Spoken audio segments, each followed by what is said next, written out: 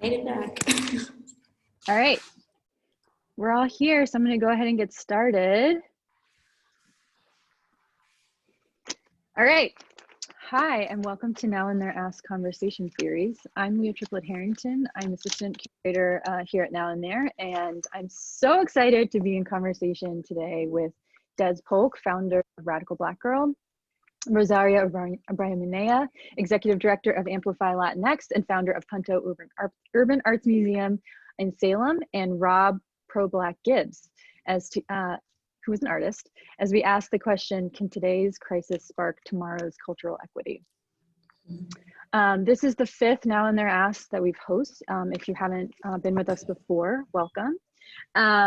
This program was created to offer a supportive and proactive space for artists, cultural producers, community leaders, and the public in the face of our current physical distancing and public retreat. We hope that this program is a forum to ask questions collectively and think out loud together. I really hope that you walk away with more questions than maybe answers today to continue to talk to each other about.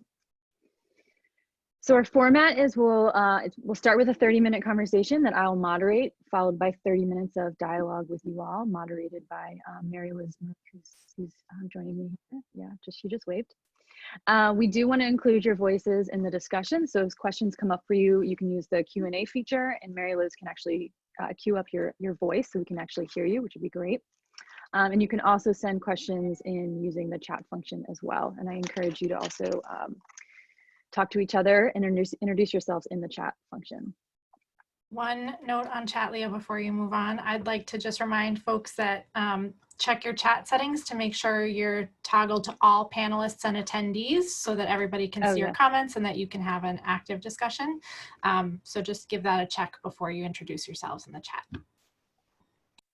That's a good reminder. Thank you. Okay, now she's gone. All right. So we'll get started here. I just wanted to put out there that we at Now and There, as curators and producers of public art, are really, we realize and grapple with every day the fact that this field in Boston and the world has not been representative through racial and cultural diversity. So in our projects, we really try to confront that reality and ask ourselves questions about how we got here and how we can move on from that. And that's really what brings us to the table today. I'm excited to, I guess, the metaphorical table. I'm really excited to be in conversation with Rosario, Rob, and Des, because I think they all really use community and community building to deal with some of these questions we'll be asking ourselves. So for those of you who don't know them, I will introduce them briefly. Des Polk is a performer, choreographer, and educator who is the founder of Radical Black Girl, an art activist platform built with community in mind to amplify art that pushes boundaries, challenges systems of oppression, and makes space for collective healing. Rosaria Abraham is an Afro-Latina leader, community activist, and social entrepreneur originally from the Dominican Republic. She is the founder of Coelho's Productions, which proudly celebrates all artistic expression through creative and innovative, diverse, and culturally oriented programming and special events. Rosaria's vision has led to what today is Punto Urban Arts Museum in Salem. And finally, Rob Pro-Black Gibbs is a painter, muralist, and graffiti artist who is one of 6 urban teens to co-found the nonprofit youth development organization Artists for Humanity in 1991. You probably know him, or you may know him for his Breathe Life series, the latest of which is Breathe Life 3, which was commissioned and produced by Now and There last year. This is still up at 808 Tremont Street in Lower Roxbury, so if you haven't had a chance to see that, please go check it out. You can do it safely by using social distancing. So this is, as I mentioned, this is the 5th conversation we've had. We thought we might start off a little differently this time and actually ask you guys a poll question right off the bat. So I think Mary Liz is going to cue me up on my poll question.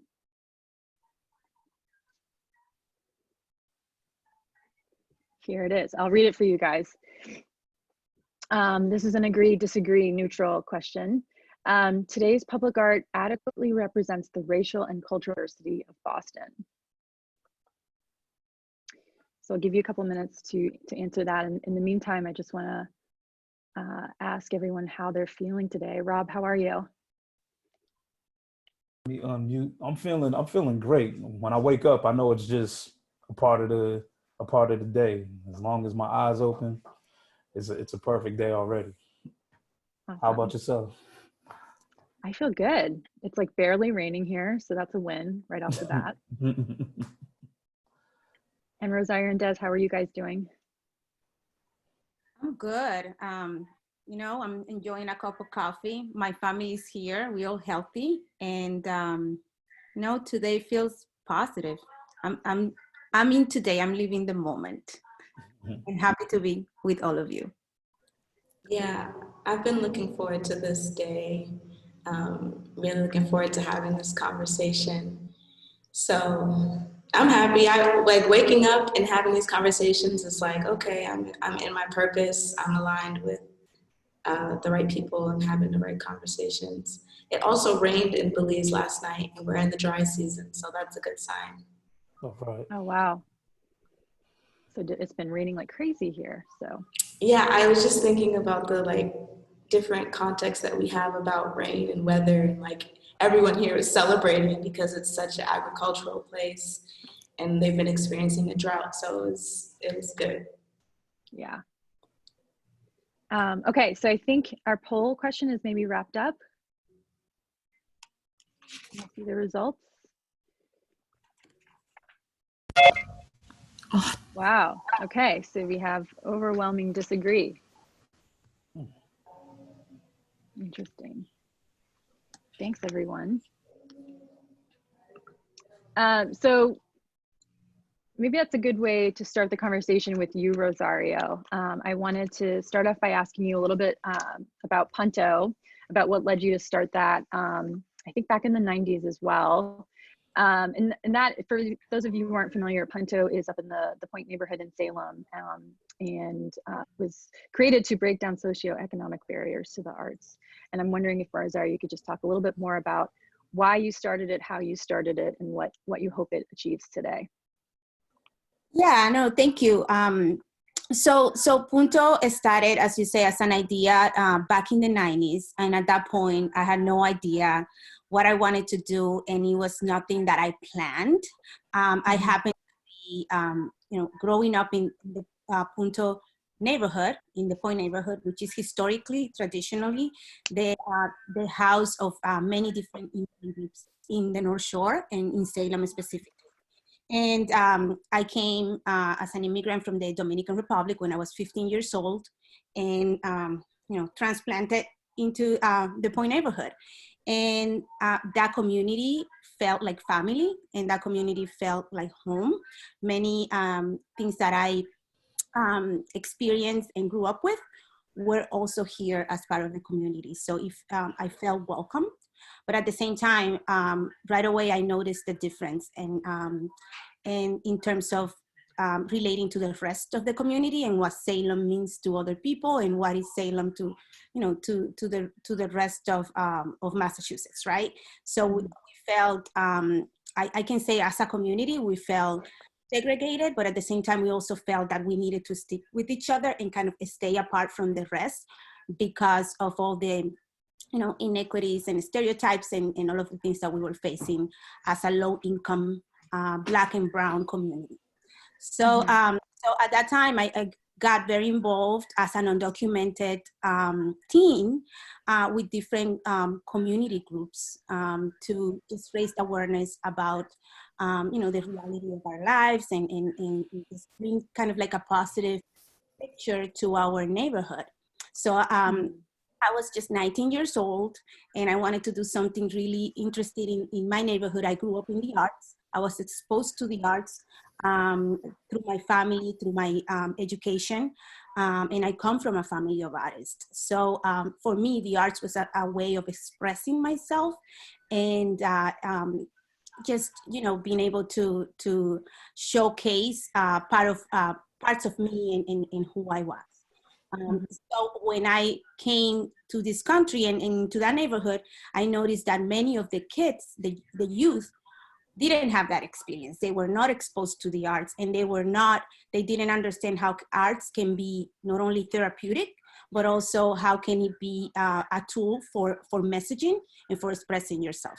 So I don't want to tell you the whole story. I can take up the entire hour, and I'm very proud of the work that I did there. But we started just with a youth group, doing kind of like exposing them to the arts, doing drawings in the afternoons. I don't consider myself an art teacher or an artist, but I love art, so I wanted to show them that. So from that experience, 3 murals came about, and we were able to advocate for them to be showcased in buildings in the neighborhood.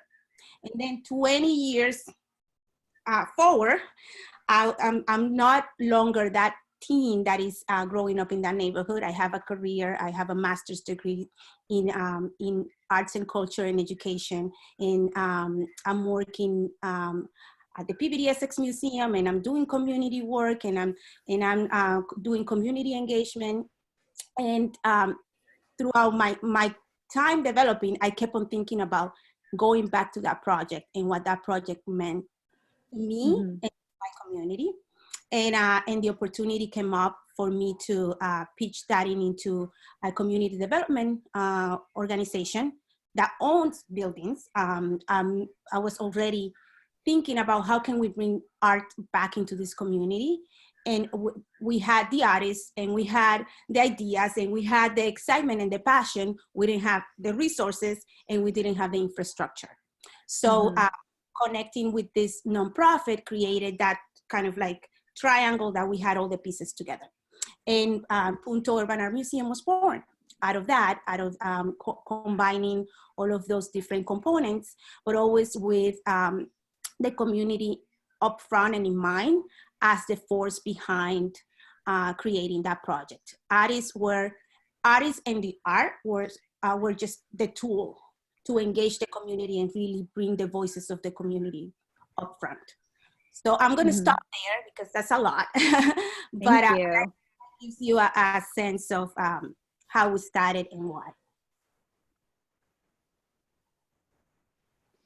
And Rob, that reminds me a lot of your work with Artists for Humanity. Can you talk a little bit about how you were able to break into mural making and how Artists for Humanity came about? Okay, I can talk about, I don't know if I ever broke into mural making because I've always been doing it. This is nothing that I'm new at doing.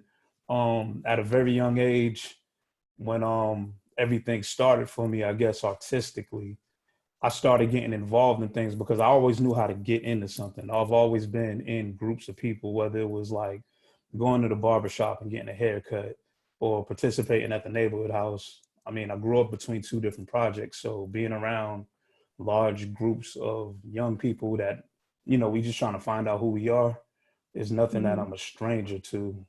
Getting into what became Artists for Humanity was just us honestly trying to get out of class, thinking that it was a cool thing to do art. And we met Susan, and she exposed us to something that was a little different than what I was turned on by. I became very connected with the artistic process with my roots in being a graffiti writer. Hip hop is where it all started. So just knowing that there were different disciplines inside the culture, I took the route of being a graffiti writer just to be like, okay, I got to be good at something. And it can take all these conversations, all this stuff that I'm being exposed to, and just, you know, wrap it into what I think I'm good at. The process was wild because it wasn't until I didn't consider myself an artist until I started getting into graffiti.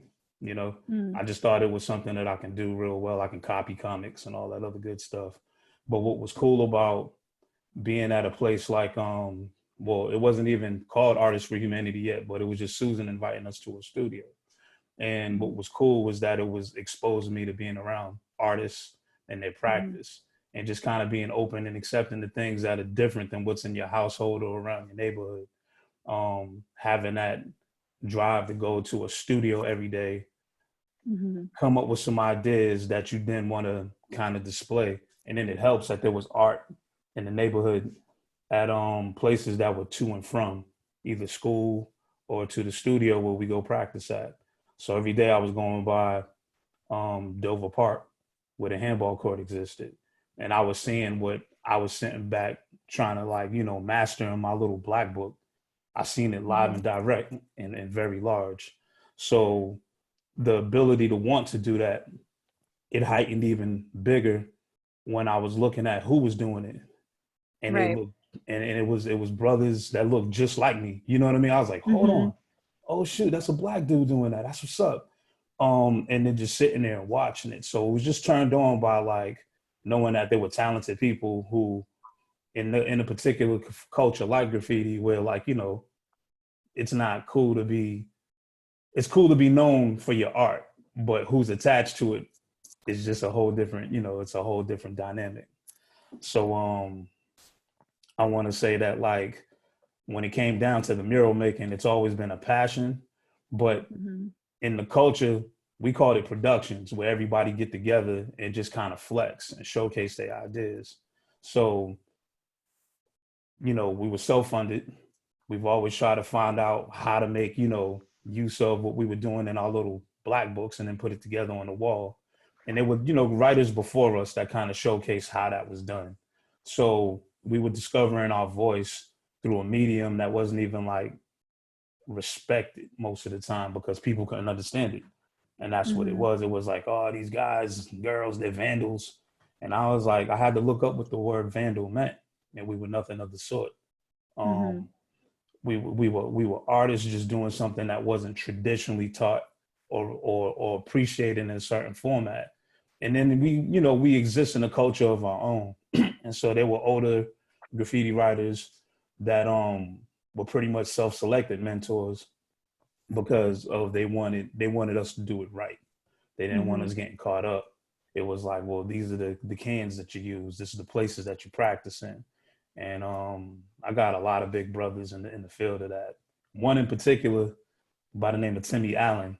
He took his time and was real patient with us as like young dudes. If you can only imagine an older gentleman working with a whole bunch of teenage raw energy from like different neighborhoods, he brought us together in places that, you know, we couldn't necessarily be in. And it was through, I want to say that that level of fellowship that we wanted to get better as artists, because when you hung with the best, it was only right that you match their quality or their output. You know, you couldn't be, you know, the little fanboys. You just had to really have your own. And so as a crew, when we united, we displayed a lot of that and had messaging in our murals and things of that nature, where he was putting us on, not just the only other graffiti writers, but like local contemporaries who were documenting Black history, you know what I mean? People that were reflecting Black and brown culture in ways that like it expressed their art. And it helped that he was a DJ too, because that was the one thing that brought everybody together was the music, you know? So I'm watching a guy who's taking his time to mentor us. He's a DJ. He's practicing sets. When he's done practicing sets, he's making the flyer to his event. He giving it to us for us to hand it out. And this is all through doing it all. And it wasn't with like, you know, the rap music we loved or the internet. Exactly. This was like a whole nother genre of music on top of that, where you see people young and old getting together. It was house music. You know what I mean? Yeah. And Des, that reminds me, we in a pre-call earlier this week, you said something really beautiful about how you are standing firm on your inheritance. And I'm just wondering, with that in mind, like, how do you, I guess, react to what Rosario and Rob are saying about the context back in, you know, the 90s and early 2000s? Well, one thing I'll say is that I was born in the 90s, so I wasn't like up and running around, you know, but I did come out already ready to defy everything. I was born feet first, so I was born going against the grain, but I'm so excited that Rob's shared that history and that Rosario shared her history, that they were both in this space of cultivation and finding their voices during this time, and just to kind of see the fruits of both of their labor now that I'm here and able to be in community. But when I was saying that I stand firm on my inheritance, it really gets to the root of why I started Radical Black Girl. And it's not the kind of stereotypical politicized idea of what radical is meant to mean in the media, but the root of the word radical literally means root, to be rooted. And so for me, as an Afro-Indigenous woman, with family from indigenous to what's now known as America and in the Caribbean, it's important for me to know where my people come from, that our history has been actively suppressed and in a lot of ways co-opted and whitewashed and reflected back as mainstream media. And so to stand firmly on my inheritance as an artist, as a Black queer woman, as a Bostonian, means that I know my worth. I know that I come from a legacy of Black and Indigenous thinkers, creatives, people who were innovators and created new ways of being, new forms of music that's passed down, not only through oral tradition, but passed down in my blood. You know, my grandfather was a drummer, and my great-grandmother was a pianist, and my grandmother was an actress, and my other grandmother was a visual artist, and they all, you know, I have them to thank for the gifts that I have now. And you do all of that.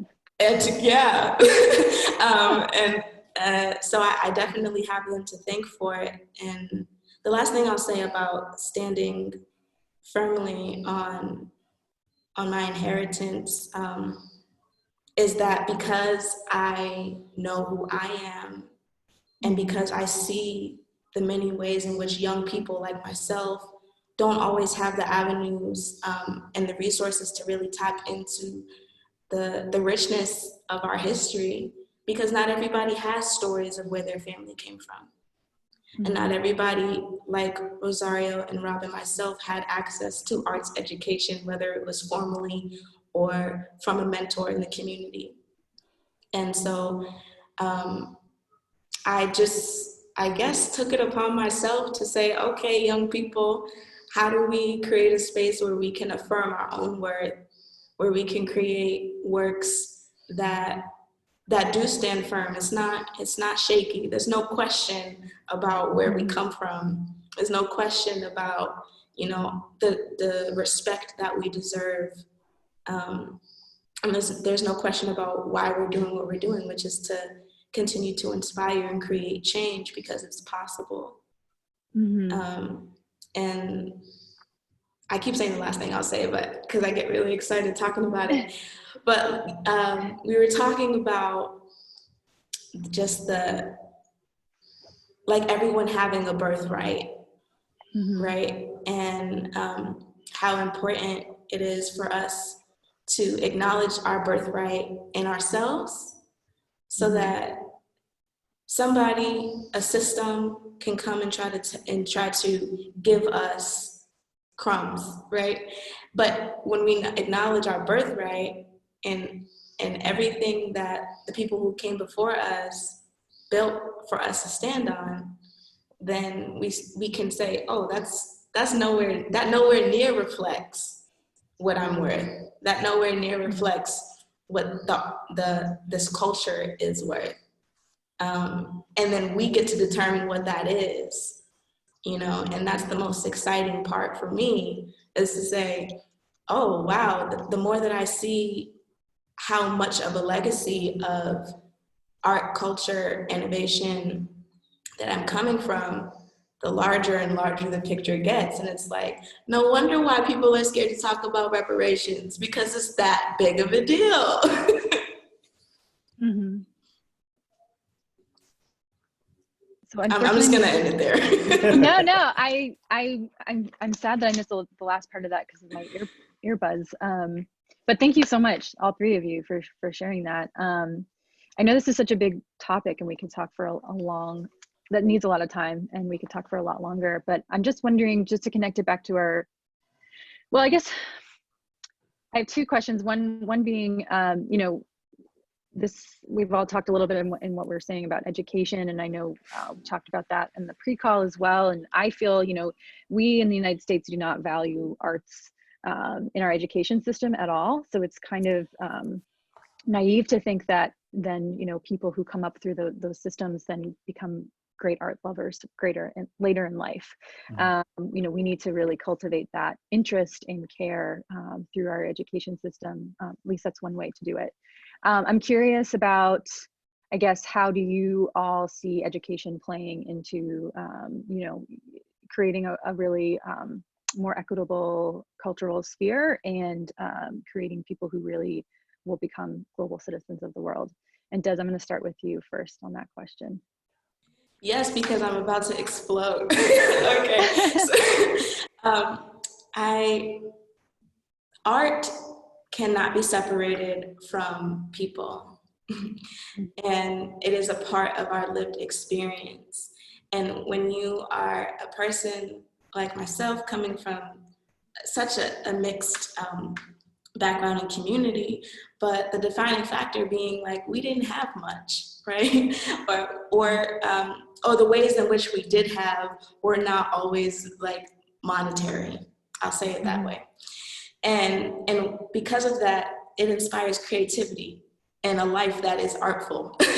But education is so important, and I think that this is a great time to kind of break down the constructs of what it has become, which is just this rigid system that in a lot of ways prepares people to go to jail, actually, or if you want to talk about the prison to school to prison pipeline, or prepares people to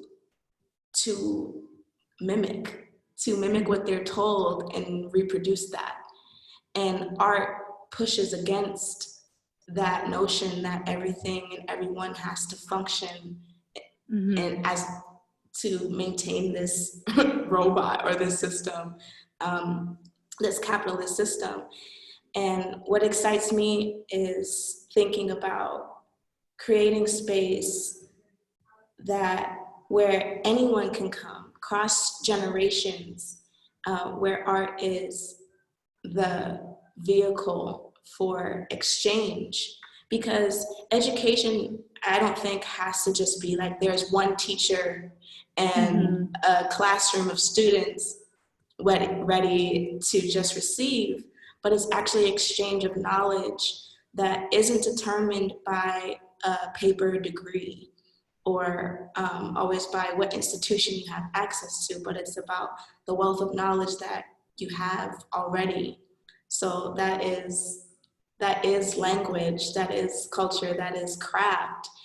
And one of the things I want to bring up about that is this idea between high art and low art. And all of the racial and stipulations that come along with that. But being able to challenge that and one say, because we think so hierarchical, that just because something is high in the sky doesn't make it any more important than something that's growing underground, as a metaphor. But just to kind of challenge our ideas of what is high and what is low, what is more valuable and what is not. And I think the more that we embrace that any part of life can be artful, the more that we will enrich all sides of education. Because one of the defining factors is low art is something that is craft, something that has actual use, right? But like, why is that not just as valuable? if we need to learn how to be self-sustaining and create systems. So, yeah. Yeah, and I mean, Rob and Rosario, I'd love for you to respond to that. And Rob, that reminds me of something you were saying the other day about how this is the first time in your life when you're feeling like something external is causing you not to be able to create. So I'm wondering if you can talk a little bit about how art shapes your experience and your ability to kind of work through some of that stuff in this time. Learning about the creative process as an artist, we've all used what we got real good at as some form of escapism. I feel like when you are either outside in school, in any type of public setting around other people, you're in your own space to be able to get around people and then kind of talk about what you learn, exchange ideas, open up to whatever type of, you want something to bring to the conversation. These times of isolation is requiring everybody to get with themselves. But if you've already been in that place where all you do is absorb, when you take away that element of interaction or you know, what's going on in the world, it kind of, it's like putting a hand over your mouth and people can still hear what you're saying, but then it's not as clear. So I understand what's happening as far as like the need for safety. I think it's just the way that it's probably being explained or talked about. It's not clear. And so like when you got the rest of the world that doesn't seem as clear as it is on what used to be normal basis, it clouds up what you got going on, believe it or not. Like, you know, information gets around. We're in a day and age of like, you know, technology where, you know, your phone's telling you everything from breathe and reminding you of appointments and all that. You have a personal assistant. So when that same device is opening you up to the world of people and their opinions, views, anything that expresses any levels of fear or, you know, admirations and things of that nature, people go into the world with that information. So you can go to something that's what used to be as simple as the grocery store, and then all of a sudden everybody's hesitant. Or, you know, you're driving on the street, people are whipping. Like, it doesn't seem like we're in a space where everybody's just trying to be out and around each other, and you feel that. So the pressure behind that, it's like you want to be able to say something or reflect these times or document it in some type of way. But we live first and then we create. But if the ability for you to live has limitations on it, I think it also does that to your creativity. And I'm starting to experience that in the work that I'm doing, where I'm like, damn, you know what? It's not as easy as like, you know, sitting in the park and checking out what's going on or calling somebody, hooking up with them. It might have been a thought to and from and while listening to a song, and it doesn't transfer to the piece well, because now you're just in your house. You're not stuck where you're at, but you're physically like locked down until further notice. So I feel like that plays out on the work in a way, in my work, where like, you know, I just cracked the code on doing these large pieces, and it gets frustrating when you can't really perform on those platforms due to social distancing or, you know, the workforce being at a hold. And let's keep it real, there's only 3 or 4 good months of nice weather here. And that's when everything is produced. That's when people are feeling each other's energy. Like, we come out of hibernation to be around each other, to kick these ideas and do things. But now, you know, it's being compromised. You know what I mean? And so the preparation for it had a little add-on to it, and it's frustrating. So I just want to I guess what I want We to can say, still see a lot of your work though, so we're really grateful that we can still see a lot of your work now. so that's what's good. That's what's good about it, is that you can at least look at it now, digest it, and be like, okay, so this is what he was really trying to say, instead of throwing them all over the place and distracting you, so that later on you can check it out. It's you know, we're grateful for it now. I appreciate the opportunities. And Rosario, is there anything, I know we have to open it up for the Q&A now, but is there anything that you want to add before we do that? I have so many things to. I know. You guys are amazing, and I'm in awe just listening to the two of you. I would say that in terms of what Des mentioned about education and kind of like knowing your right and owning your roots, that's something that for me has been a very personal journey to kind of like feel that I can proudly say that I'm Afro-Latina has taken a long time, and I'm still in that process. And so I will connect that to education and what I has been exposed and how I was conditioned to certain things and learn just certain things or certain ways of being, educated or being around or exposed to things that will teach me just a portion of something or a perspective of something. And then learning to kind of like fight that and start to reclaim spaces and experiences that I was not exposed to or I was pushed out from. So all of that has been kind of like what has ignite this desire to incorporate arts and incorporate expression into it, because that's how I'm kind of like connected to my roots. And so with all of that, I'll say that, I feel like equity and representation in the arts in Boston, we're not there yet. We have a long way to go. As long as we have systems that are repressing and not, and especially in public spaces that are controlled in some ways by systems and by power, by developers, by many different influences that determine who can be there and who cannot.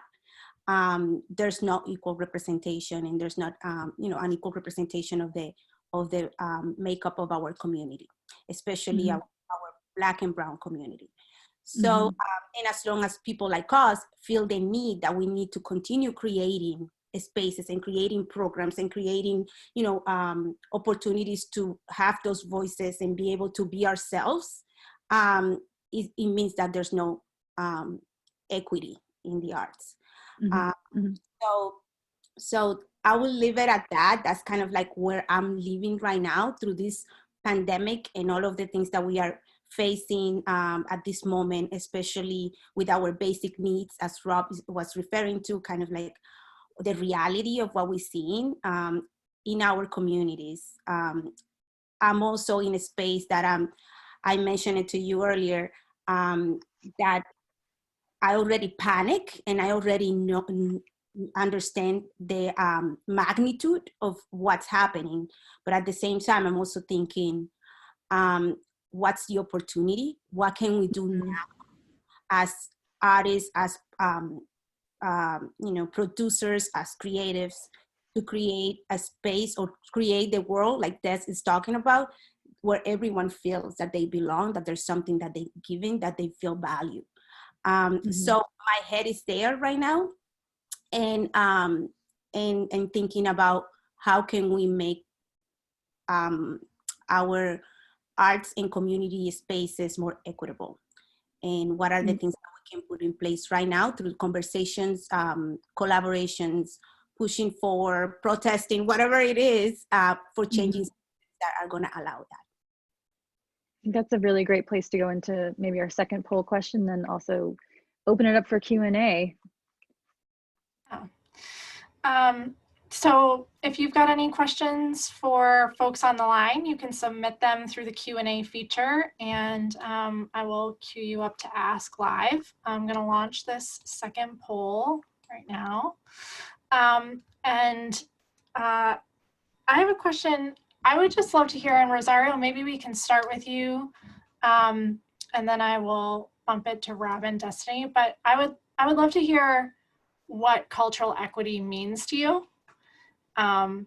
So from your perspective as an organizer and someone who has created an arts organization and works with artists and is a creative person, what does cultural equity mean for you?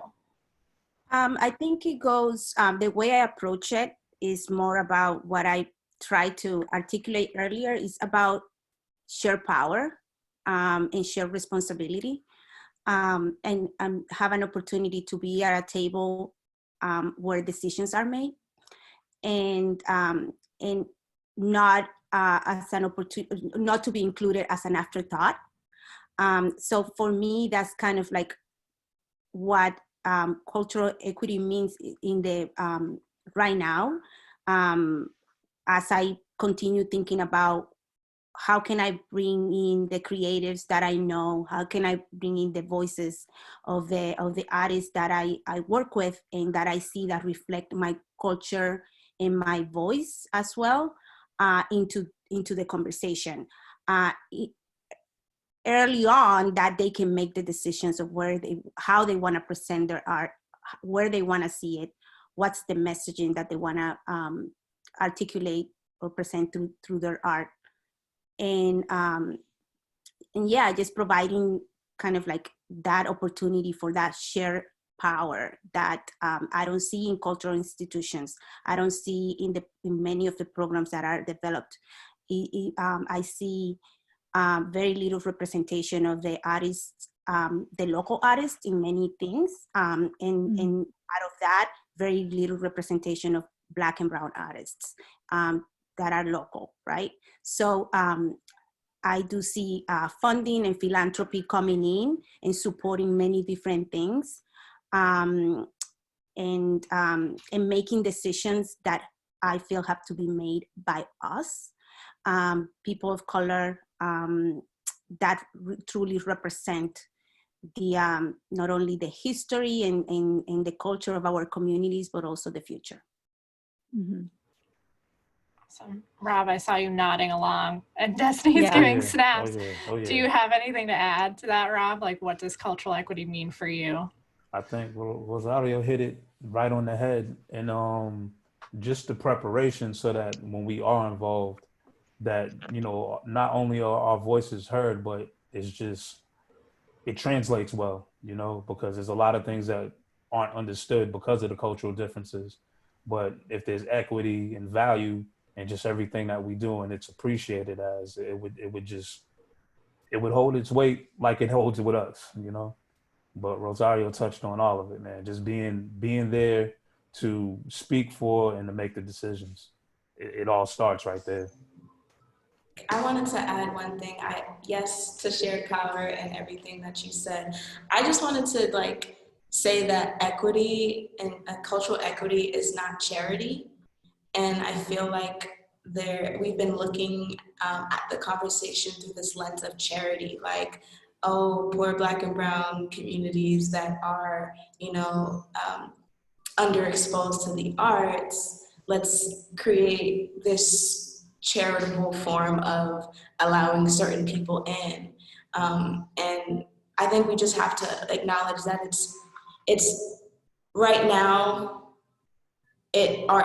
art and public spaces and being a Black artist elevated to a certain platform is a privilege, but that it shouldn't be. It should just be, and there shouldn't be all of these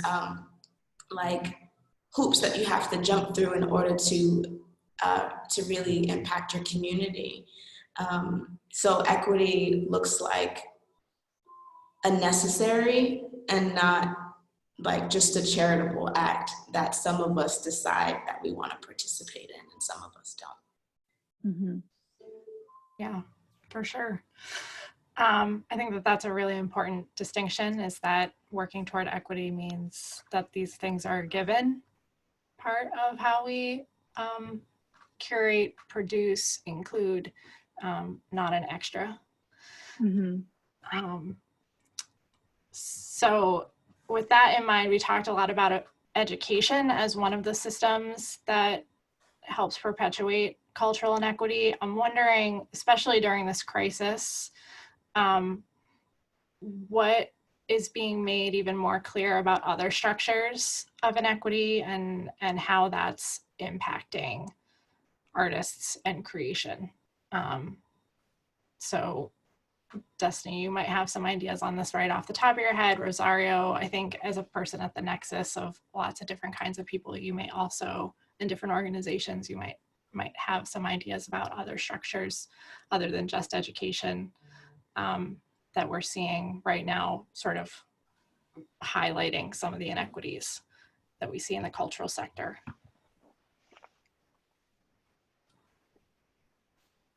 Rosario, if you have anything, we can start with you. And I'm going to share the results of our latest. Yeah, I was just going to say, can you share the results of the poll?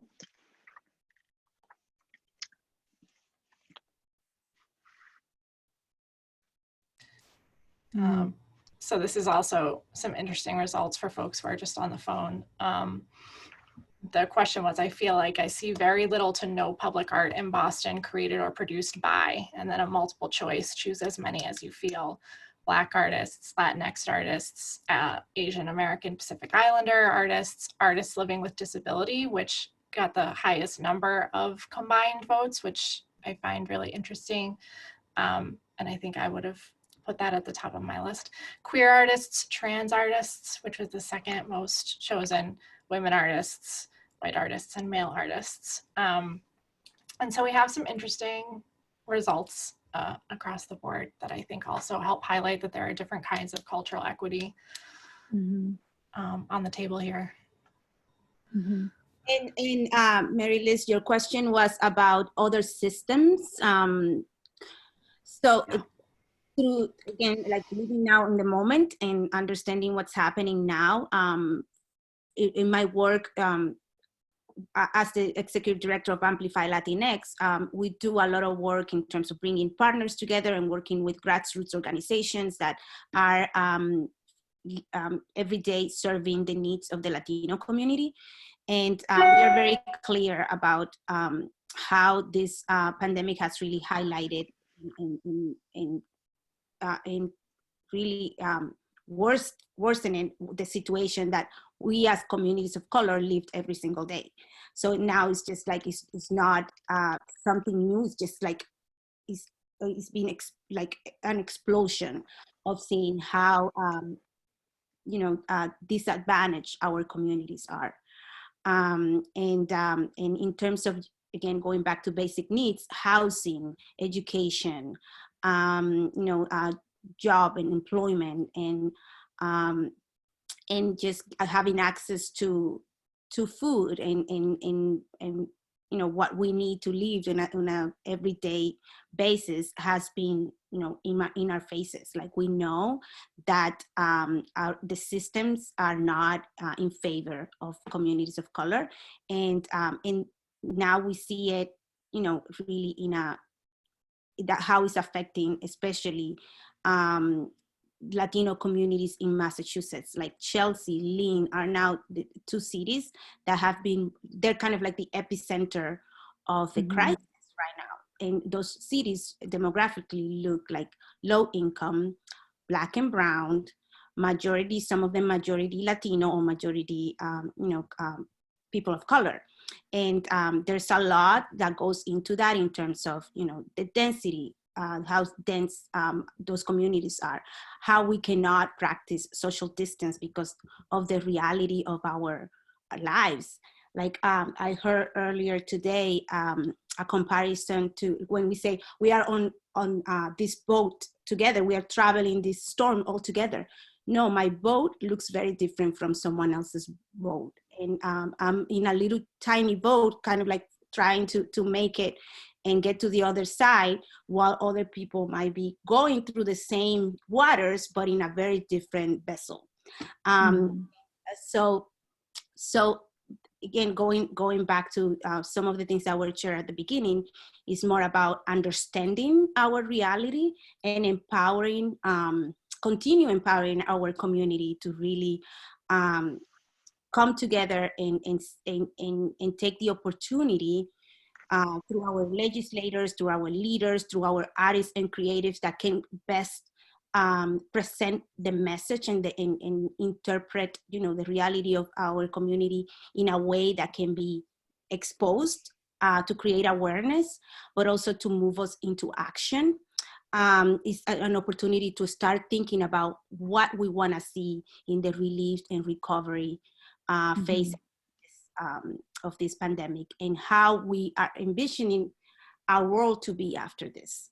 But we cannot do that when those systems are, again, conditioning us to think certain way or stay in certain conditions and not move out of that. And so we have to use our power, and I'm gonna go like all the way community activists right now to vote, to get counted in the census, to really, find your voice from somewhere. Like as you can tell, I'm an ESL learner. I'm always like an English learner trying to figure out how to articulate my message, but I'll go out there and say it.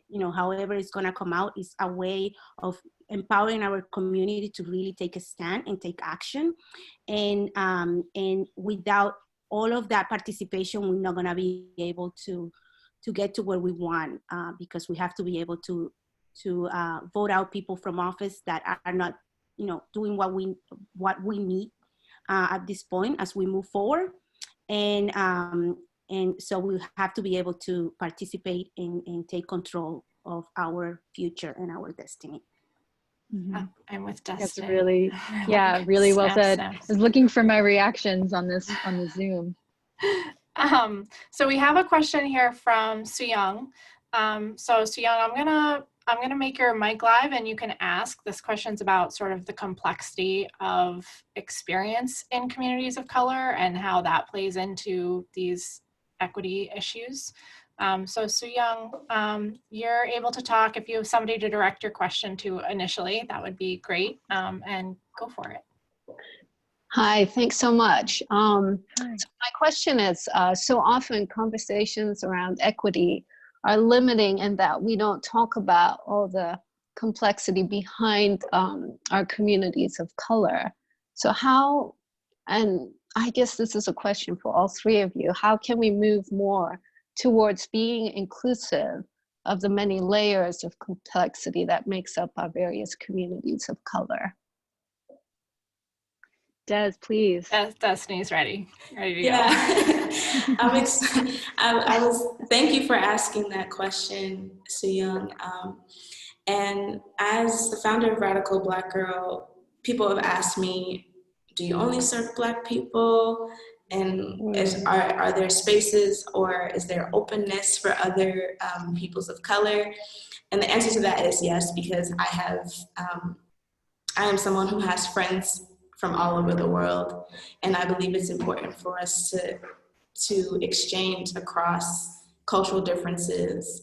I have my own quarrels with grouping everyone into one large thing, and the one thing defining us all is that we're non-white. And I do feel like that is very limiting. It doesn't make space for our complexities. But as I'm saying that it's not all about Blackness, I'm going to bring it back to anti-Blackness and anti-Blackness being a huge separator within our community. And going to having one of my closest friends being from Korea, to one of my film producers being an Asian American woman, and being able to come together and acknowledge, okay, your oppression may look different than my oppression, and that doesn't have to be the only unifying thing between us. But how do we create space for public conversation when our pains look differently, or the side effects look differently? But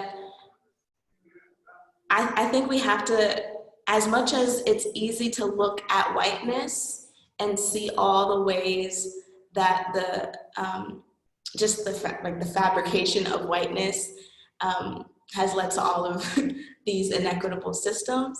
We also have to look at ourselves and ask ourselves, are we truly showing solidarity? Like, does the pain of people being displaced and taken away from their families really affect me, and how am I showing up for that? And how are my Asian Americans showing up for me when I'm dealing with the fact that another young Black person in my community has been killed? You know, how are we reaching across and really giving strength where it's needed and asking for help where we need it, where before we even turn the gaze towards white people and ask them to understand us? How are we understanding each other? Thanks for that. Really well said. Yeah, that is really well said. I also have a question here from Ron Malice, so I'm going to turn his mic on. Mostly he's asking for some resources. So I'm going to let him ask you, and if any of you have things for him, I will do my best to find some links and drop them. But Ron, go for it. You can ask your question of these folks. Hi, can you hear me? Yes. You can. All right, cool. Hi, everybody. This is maybe the best of the sessions that I've been at, you guys. And my question has to do with, can anyone identify any environments, any places, any communities, any whatever that exemplify equity, that can be used as a model, perhaps? Some aspects of it perhaps could be used as a model for other places, to say, all right, we know I think we sort of know what the problems are. Here are some possible potential steps toward solutions. So that's my question. Does anyone know of any places that they would hold up as not the end all and be all, but at least as a step toward a solution? Great. Actionable resources or case studies on organizations who are doing this well would be great. It's not just organizations. It's also, it could be a neighborhood, it could be a town, it could be a city, it could be a country. Yeah, great. And anybody in the chat, if you have links to drop, feel free, but also all of you who have resources for us, please tell us. For sure. Can I add to that real quick? Sure. Thank you for that question. I definitely think that we have to maybe create a communal document, because in the last few minutes, that is a lot to cover. But the three things that just came to mind as examples, one is Ujima Boston. I would encourage you to look them up. I think that they're doing a great job in rethinking about equity and just communal ways of looking at money and sharing resources. So I think that they're doing great work. I would also say to look up the Poor People's Campaign. And that's more of like a political movement, but it's adding onto the tradition of Martin Luther King Jr. and where he was going towards the end of his life. And then the last thing I would say is more so, I was in Brazil recently, and in Sao Paulo, Brazil, and there's a lot of things going on politically, but at least in the arts sector and culture, everything is open. So they have cultural centers where anyone can walk in and sign up for a class, whether it's a photography class or art fabrication. They can walk in and take a dance class. And so art in the public sector, it blew my mind that I was like, wow, the government is making it so that people have access to arts education. So that I think looking up just systems like that would be great to see how we can influence our own. Yeah, and if I can just add to one of those, and it's a book that you recommended to me that was amazing for me to read last spring, Des, Chain of Change by Mel King, which talks a lot about specifically the Boston context and goes back, you know, many decades into understanding how our city was really created on a very racist foundation. So that was amazing to read earlier this year. So thank you for that, Des. It's 1:30. I feel like we could talk like all day, all night. Does anyone have final thoughts before we wrap up? I guess I'm going to ask, I'm going to put this out there because this will be great for us and for everybody on this call. Mm-hmm. If each of you could tell us one thing that you think Now and There can hold space for in this conversation to keep it moving forward, what would that be? I will say I'm going to respond based on the conversation or the question about the complexity behind the communities of color and continuing providing spaces for exploring that together. Again, I mentioned a few times, I'm Afro-Latina, proud of it. I come from a culture and a background that is very complex.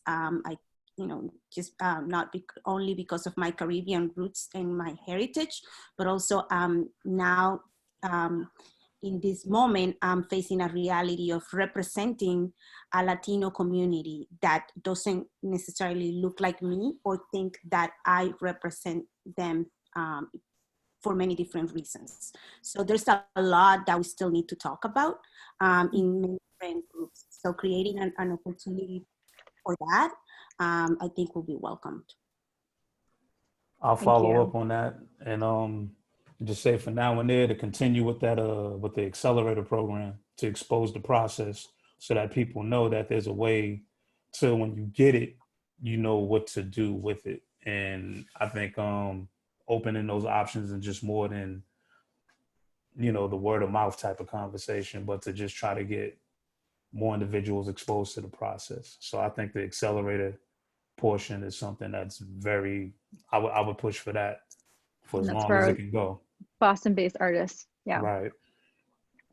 I would say that continuing to have these conversations and being willing to ask difficult questions of ourselves first, like we have to be critical of the ways in which that we're perpetuating the same systems that we know are not serving us.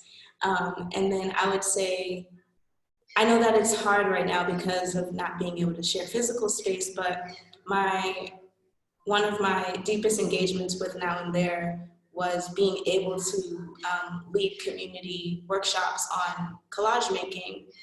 And I've been my life has been deeply touched by having that experience. So any ways that Now and There can continue to support and facilitate work like that, that actually incorporates the community and shares it would be great. And the last thing I would say is that to just be really honest about Now and There's audience as it currently stands.